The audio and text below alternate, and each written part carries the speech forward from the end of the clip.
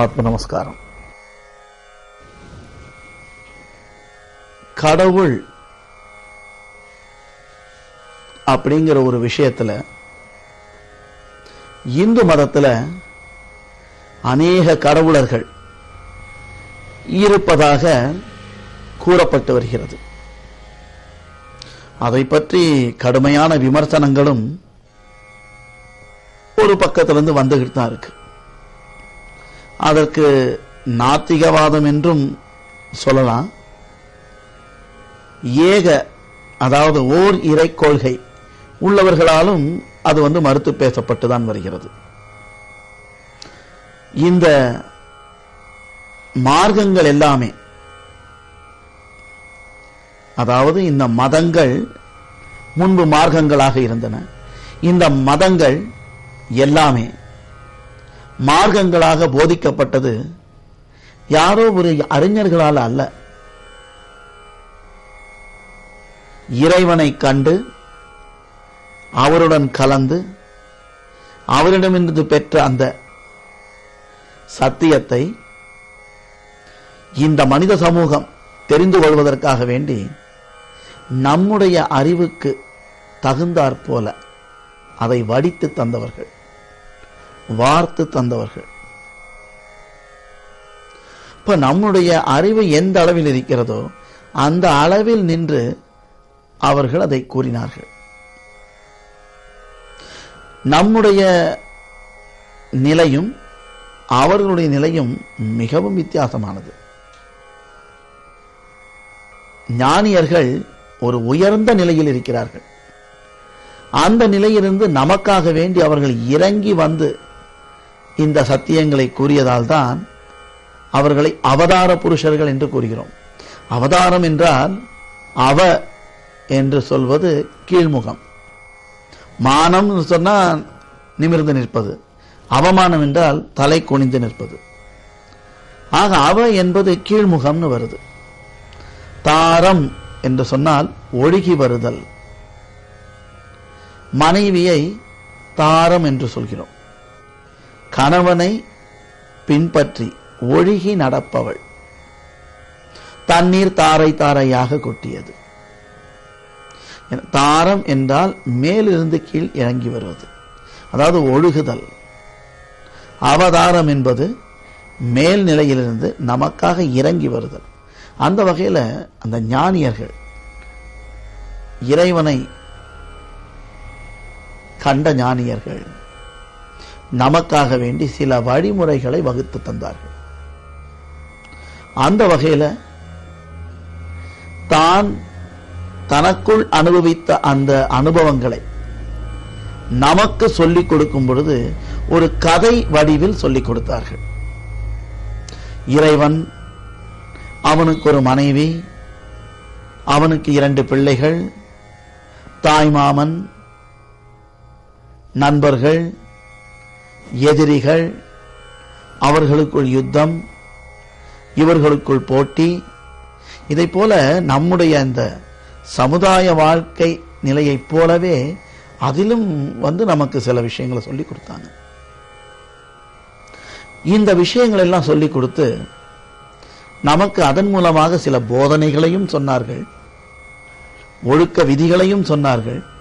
அதே சமயத்தில் தத்துவங்களையும் நமக்கு விளங்க முற்பட்டார்கள்.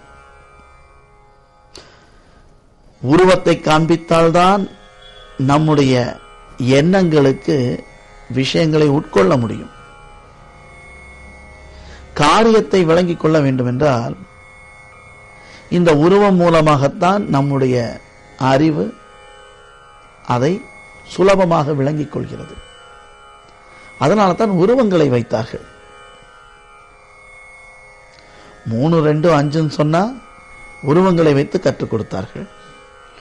கணக்கு என்கின்ற அந்த தத்துவம் புரிந்தவுடன் உருவத்தை நாம் விட்டு விடுகிறோம். அதை போல உருவத்தை வைத்து தான் அனுபவித்த அந்த ஞானத்தை எடுத்து சொன்னார்கள்.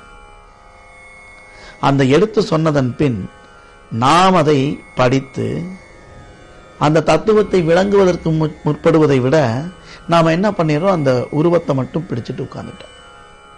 அதனால மாற்று மதத்தினரோ அல்லது இறை மறுப்பாளர்களோ இதை கேலிக்குரியதாக மாற்றிவிட்டார்கள். சரி, இந்த உருவ வழிபாடுகளை சொல்லிக் கொடுத்த அல்லது அதை பின்பற்றக்கூடிய அந்த மார்க்கத்தினராவது அந்த உருவத்தினுடைய தத்துவத்தை விளங்கிக் கொண்டார்களா என்றால் அவர்களுக்கும் வேதத்தினுடைய சாரம் என்னவென்பது தெரியாமல் போய்விடுகிறது. இதுதான் காரணம். ஆக இன்றைக்கு நாம் இறைவன் என்பதில் சிவனை பற்றி பார்ப்போம். சிவன் என்பவர் தலையில் கங்கையை வைத்துக் கொண்டு, பிறை சந்திரனை சூடிக்கொண்டு, கழுத்தில் பாம்பை வைத்துக் கொண்டு, உடலில் பாதியை பார்வதிக்கு தந்து ரிஷப வாகனத்தில் அமர்ந்திருப்பதைப் போல, சில இடங்களில் யோகத்தில் அமர்ந்திருப்பதைப் போல, சில இடங்களில் நர்த்தனமாடிக்கொண்டிருப்பதைப் போல காட்சி அளிக்கிறார். இவருக்கு ஒரு குடும்பமே உண்டென்று சொல்லப்படுகிறது. என்றால் இந்த சிவன் யார்? அப்படி ஒருவர் அங்கு இருக்கிறாரா, இமயத்தில் இருக்கிறாரா என்று கேட்டால் சாஸ்திரம் சொல்லுகிறது, சீவன் என்ன சிவன் என்ன வேறில்லை. நல்ல கவனிங்க. சீவன் என்ன சிவன் என்ன வேறில்லை. சீவனார் சிவனாரை அறிந்தார் இல்லை. சீவனார் சிவனாரை அறிந்த பின் சீவனார் சிவனாராய் ஆயிட்டிருப்பார். இந்த சீவன் என்று சொல்லக்கூடிய உயிர்தான் சிவன் என்று சொல்லப்படுகிறது. திருமூலர் இதை கூறி சென்றவர் திருமூலர். ஆக இந்த சிவன் என்று சொல்லப்படுவது உயிராகும். அதனுடைய உற்பவஸ்தானம், அதனுடைய உறைவிடம், இருக்கும் இடம் எது என்று கேட்டால் சாஸ்திரம் சொல்கிறது இந்த பூர்வ மத்தியமாகும். 2 இமைகளுக்கு மையம் இமயமாகும். அங்குதான் சிவன் இருப்பதாக சொல்லப்பட்டிருக்கிறது. அல்லாம நம்ம அந்த இமயமலைக்கு போய் பார்த்தோம்னா ஹெலிகாப்டர் விட்டு தேடினாலும் சரி, எப்படிப்பட்ட சேட்டலைட் வச்சு தேடினாலும் சரி, இந்நேரம் கிடைத்திருக்க வேண்டும், கிடைக்க மாட்டார். காரணம், ஞானியர்கள் நமக்கு கற்றுக் கொடுத்தது அந்த இமயத்தை அல்ல, இந்த இமயத்தை ஆகும். உயர்ந்த இடத்தில் இருப்பவர் இறைவன். அது வேறு ஒன்றும் இல்லை, எஞ்சான் உடம்பிற்கு சிரசே பிரதானம். அந்த சிரம் என்று சொல்லக்கூடிய தலைதான் உயர்ந்த பாகம். அந்த உயர்ந்த பாகத்தில் இறைவன் வசித்துக் கொண்டு வருகிறான். அந்த இறைவனுக்கு இறை சக்தி, எனர்ஜி, பவர் என்று நாம் சொல்லக்கூடிய இறை சக்தி இதற்கு சரியான அளவில் பலம் வாய்ந்ததாக இருக்கிறது, மதிக்கத்தக்கதாக இருக்கிறது. சக்தி என்பது பெண் அம்சம், உயிர் என்பது ஆண் அம்சம் என்று கூறுவார்கள். அதனுடைய பொருள் புருஷன். ஆண் என்பவன் புருஷன் என்றால் புருஷனுடைய அர்த்தம், அந்த வார்த்தையினுடைய அர்த்தம் புறத்தில் வசிப்பவன் என்றாகும். புறம் என்பது வீடு, அதில் வசிப்பவன். ஆக இந்த உடலாய் இருக்கக்கூடிய வீட்டில் வசிக்கக்கூடியவன் புருஷன் ஆகிறான். அது சலனப்பட்டு அசைந்து சக்தியாக மாறும் பொழுது அது பெண்ணாக மாறுகிறது, அவனுடைய துணை. ஆகவே அது பெண் என்று சொல்லப்படுகிறது. ஆக இந்த உடலும், உடலில் இந்த உடல் வீடும், அதில் உறையும் உயிர் புருஷனும், அதனுடைய சலன சக்தியாய் இருக்கக்கூடிய அந்த நிலைக்கு பெண் என்றும் சொல்லப்படுகிறது. சிவன் ஜீவனும், சிவனுடைய சக்திக்கு பெயர் ஆற்றலுக்கு பெயர் உமை என்கின்ற பார்வதியுமாகும். ஆகவே இவர்கள் இருவரும் இருவேறு ஆட்களா என்றால் இல்லை, இவர்கள் இருவரும் ஒன்றே.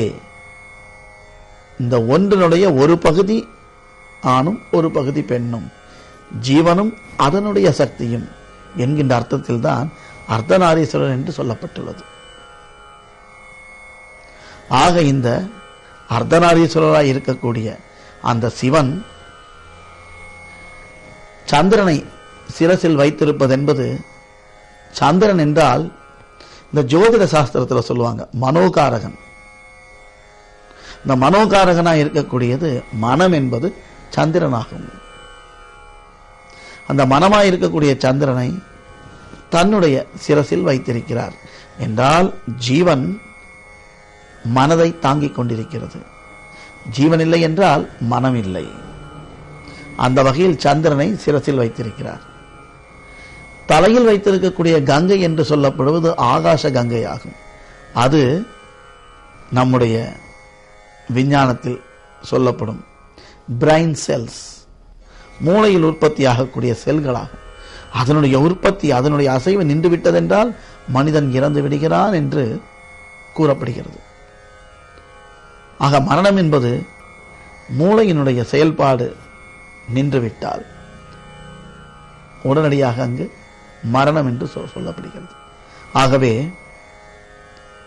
சிவன் என்பது உயிரும், சக்தி என்பது அதாவது பார்வதி என்பது அந்த உயிரினுடைய ஆற்றலும் ஆகும்.